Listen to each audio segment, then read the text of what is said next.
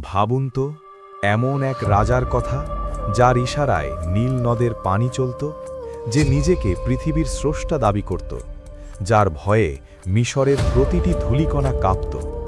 কিন্তু এক রাতেই সেই দম্ভ মাটির সাথে মিশে গিয়েছিল। সমুদ্রের বিশাল ঢেউ তাকে গ্রাস করেছিল ঠিকই, কিন্তু আজ হাজার হাজার বছর পরেও তার মৃতদেহ পচে যায়নি। কেন প্রকৃতি তাকে গ্রহণ করে? কেন আজও তার লাশ পৃথিবীর মানুষের জন্য এক জীবন্ত অভিশাপ? বিজ্ঞানীরাও আজ স্তব্ধ এই লাশের রহস্য দেখে। কি এমন ঘটেছিল সেই রাতে? আজকের এই ভিডিওতে আমরা জানব প্রাচীন মিশরের সবচেয়ে রহস্যময় এবং ভয়ঙ্কর রাতের পূর্ণাঙ্গ ইতিহাস। মিশর তখন পৃথিবীর কেন্দ্রবিন্দু। বনি ইসরায়েল জাতি তখন ফেরাউনের দাসে পরিণত হয়েছে। তারা মাটি কাটত, পাথর টানত আর ফেরাউনের পিরামিড তৈরিতে ঘাম ঝরাত। ফেরাউন নিজেকে রাজা নয়, বরং ঈশ্বর মনে করত। সে ঘোষণা করেছিল, আনাই রাব্বুকুমুল আলা, অর্থাৎ আমি তোমাদের শ্রেষ্ঠ পালনকর্তা। ইতিহাস বলে ফেরাউন ছিল অত্যন্ত কৃপণ এবং অহংকারী। সে নীল নদের পানির উপর কর বসিয়েছিল। মানুষ যখন পানির জন্য তার কাছে আসত, সে বলতো, আমি চাইলে এই নদী শুকিয়ে দিতে পারি। একদিন ফেরাউন এক অদ্ভুত স্বপ্ন দেখল। রাজজ্যোতিষীরা জানালো, বনি ইসরায়েলের এক সন্তানই হবে তার ধ্বংসের কারণ। ব্যাস, শুরু হলো এক পৈশাচিক হত্যাকাণ্ড। হাজার হাজার নিরপরাধ শিশুকে জবাই করা হলো। কিন্তু ভাগ্যের কি নির্মম পরিহাস! স্বয়ং আল্লাহ সেই শিশু মুসাকে ফেরাউনের নিজের ঘরেই বড় করার ব্যবস্থা করলেন। ফেরাউন জানত না যে বিষধর সাপকে সে মারতে চাইছে, তাকেই সে নিজের কোলে দুধ কলা দিয়ে বড় করছে। মুসা আলাইহিস সালাম যখন বড় হলেন এবং মহান আল্লাহর পক্ষ থেকে নবুয়ত পেলেন, তিনি ফেরাউনের দরবারে গিয়ে সত্যের আহ্বান জানালেন।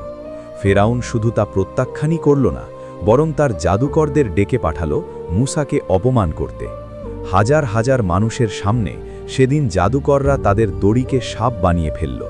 কিন্তু মুসা আলাইহিস সালাম যখন তার লাঠি ফেললেন, তা বিশাল এক অজগর হয়ে সব জালিয়াতি গিলে ফেলল। জাদুকররা তখনই সিজদায় লুটিয়ে পড়ল। এরপর শুরু হলো ইতিহাসের সেই ভয়ঙ্কর পরীক্ষা। একের পর এক 9টি নিদর্শন বা আজাব নাজিল হল। কখনো পঙ্গপালের দল এসে সব ফসল বিরান করে দিল, কখনো পুরো নীল নদের পানি রক্তের মতো লাল হয়ে গেল। মানুষ এক ফোঁটা পানির জন্য তৃষ্ণায় হাহাকার করছিল। চারদিকে ব্যাঙের উপদ্রব আর উকুন ছড়িয়ে পড়ল। প্রতিবার ফেরাউন বিপদে পড়লে বলতো, মুসা, তোমার রবকে বলো আজাব সরাতে, আমি ঈমান আনব। কিন্তু আজাব সরে গেলেই সে আবার তার পুরনো চেহারায় ফিরত। ফেরাউন কি জানত না প্রকৃতি তাকে শেষ সুযোগ দিচ্ছিল? অবশেষে সেই চূড়ান্ত রাত এলো। আল্লাহর নির্দেশে মুসা আলাইহিস সালাম এবং তার অনুসারীরা রাতের আধারে গোপনে মিশর ত্যাগ করলেন। সূর্য ওঠার আগেই ফেরাউন খবর পেয়ে গেল। সে তার বিশাল সেনাবাহিনী, কয়েক হাজার ঘোড়া, রথ আর কয়েক লক্ষ সৈন্য নিয়ে তাড়া করল। যখন তারা সমুদ্রের তীরে পৌঁছল, তখন সামনে উত্তাল লোহিত সাগর আর পেছনে ফেরাউনের লক্ষ সৈন্যের তলোয়ারের ঝিলিক।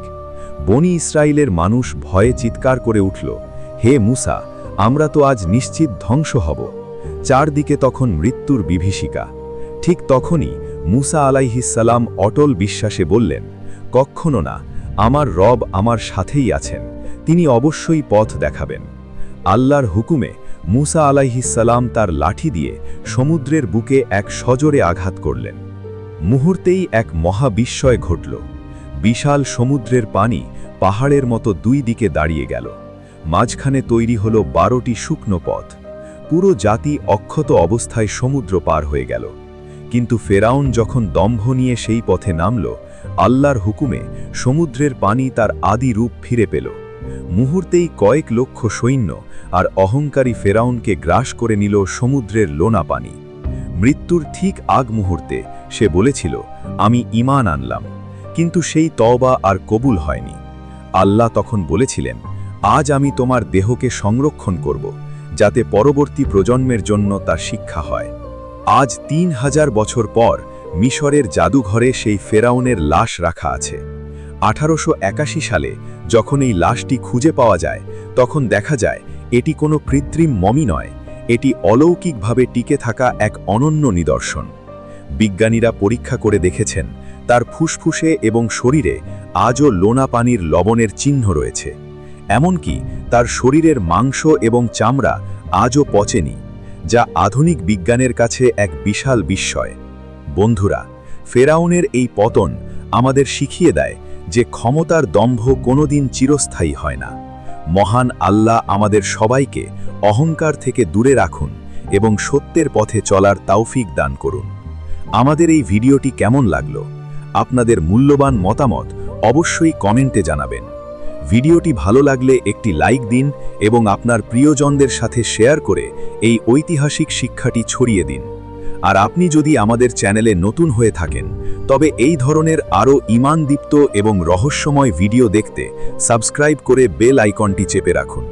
ইনশাআল্লাহ দেখা হবে পরবর্তী কোনো ভিডিওতে।